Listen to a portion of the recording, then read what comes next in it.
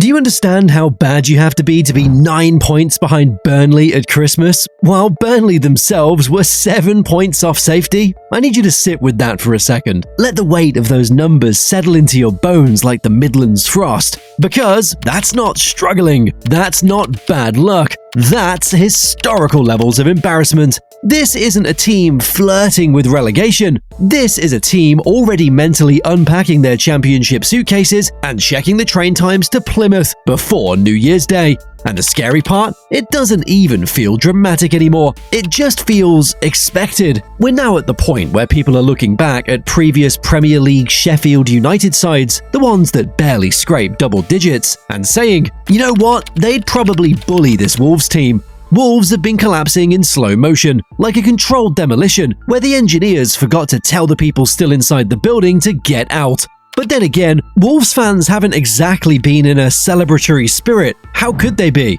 When you're staring down the barrel of the worst Premier League campaign in the history of the modern era, the festive period just feels like a countdown to another 90 minutes of suffering.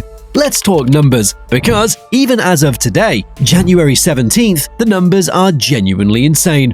As we stand here, Wolves are bottom of the pile, 20th place, Bede. They have 7 points. 7. To put that in perspective, Nottingham Forest in 17th are sitting on 22 points. That's a 15-point gap to safety. Even if Wolves won their next 5 games in a row, something they haven't done in years, they might still be in the bottom 3. They're buried so deep in the relegation zone that even VAR couldn't find them with a magnifying glass and a 10-minute review. For a long time, the table was static. They had 2 points for what felt like an eternity. 2. Not 2 wins, 2 points. They spent the first half of this season as the league's designated punching bag.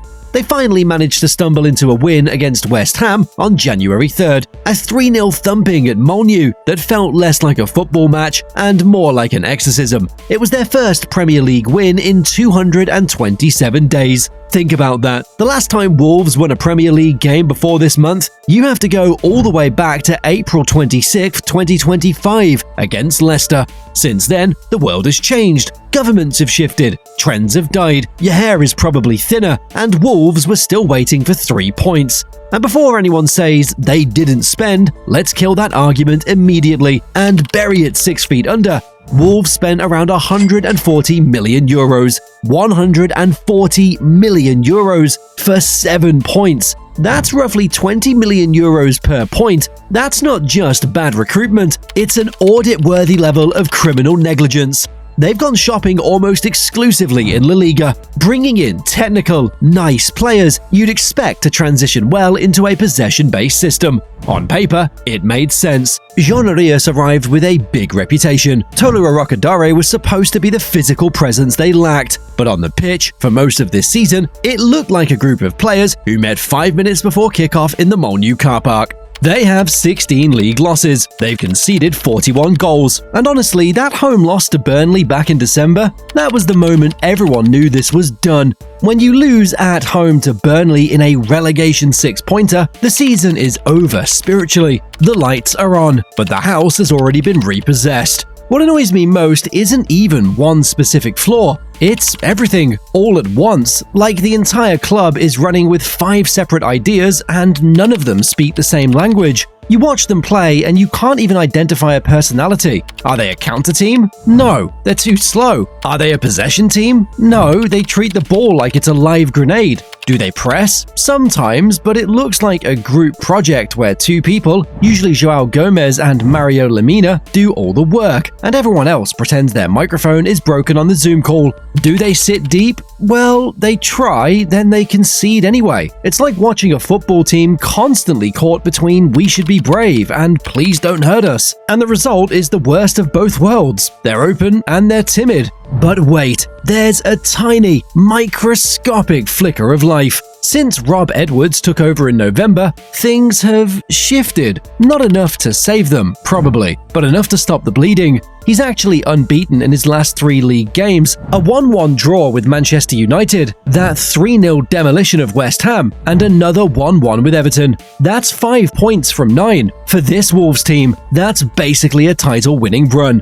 Edwards has done something Vitor Pereira couldn't. He's simplified it. He stopped trying to play Grandmaster chess with a squad that needed to remember how to tackle. He's brought in a bit of grit. He's leaned on the kids. Let's talk about Matheus Mane. The 18-year-old has been the only reason to get out of bed for Wolves fans lately. He was the catalyst in the West Ham win, winning the penalty and then scoring an absolute screamer from range. In a squad full of expensive maybe signings, an academy kid is the one showing the most heart. It makes you wonder what the scouts were doing with that 140 million euros when the answer was sitting in the under-21s all along. But while the pitch is seeing a tiny bit of sun, the boardroom is a graveyard. Jeff Shee has officially stepped down. After a decade of being the face of Fosun's project, he resigned on December 19th. The new era he promised? Well, it ended in a 0-2-15 slump that forced his hand. The most Wolves thing that ever happened, sacking Vitor Pereira on November, right after giving him a new 3-year contract in September. That is elite decision-making. That is panic with a printer at its finest. They gave the man the keys to the city while the city was already on fire, then fired him 2 weeks later because they smelled smoke.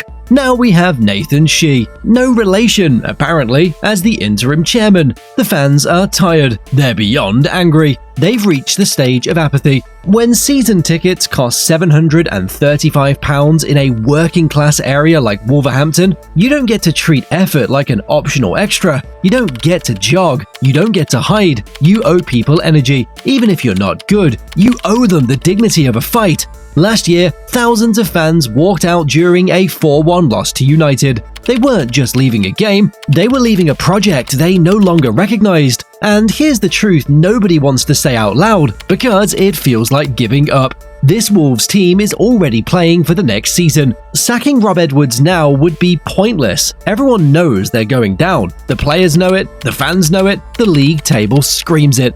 But Edwards is a good championship manager. He knows how to build a spine. If Wolves want to come back up in 2027, he's the guy to do it. The question is, who stays? The January window is open right now, and the vultures are circling. João Gomez is being tracked by Atletico Madrid. Jurgen Strand-Larsen, despite only having one league goal, though he did bag a hat-trick in the 6-1 FA Cup win over Shrewsbury last week, is being eyed by Nottingham Forest. If Wolves sell their only remaining assets now, they aren't just accepting relegation, they're surrendering the future.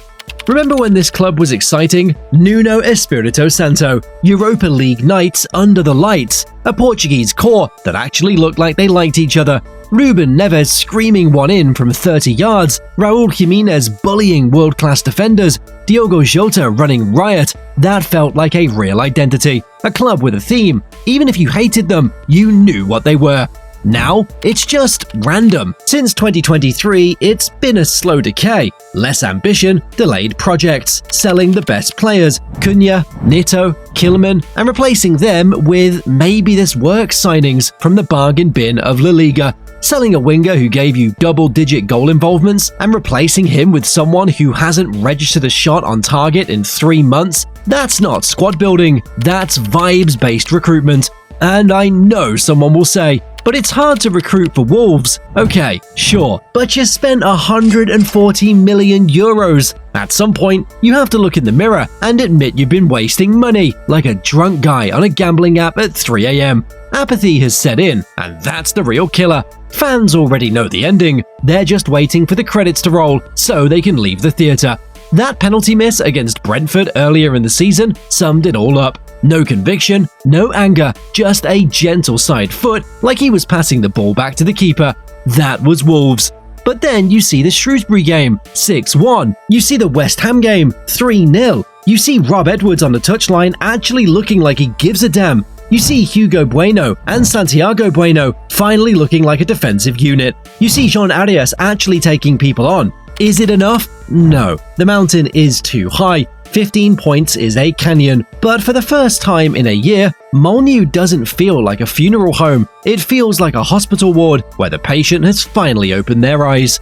Next up, Newcastle tomorrow. At home, Molineux will be packed. Not because people expect a miracle, but they want to see if this new Wolves, the Edwards version, is real. Newcastle are fighting for Europe, Wolves are fighting for pride. If they lose, the unbeaten talk ends and we go back to the darkness. If they win, well, then the Great Escape talk starts. And that's the most dangerous thing of all. Hope is what kills you in this league.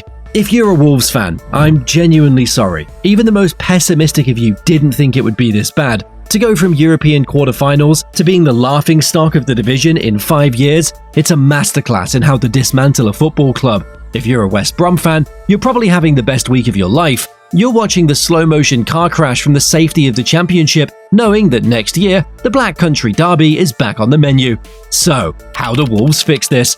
Here's my honest answer. They don't fix it in this league. They accept the fall, and they stop pretending they're one tweak away. They stop doing emergency transfers like it's a fire drill. They rebuild properly. They keep Edwards. They decide on a style, hopefully the one we saw against West Ham. They sign players who actually want to be in Wolverhampton on a wet Tuesday in February. They build a spine. They bring back a bit of that old Molyneux identity. Because right now, Wolves don't even feel like a club with a direction. They feel like a club on shuffle, playing all the wrong songs at the wrong volume. The only question left is how quickly they accept it. Because this season, it's done. The math says there's hope, but the eyes don't lie. The old god has lost its shine. See you next time. Hopefully, by then, they've at least hit double digits.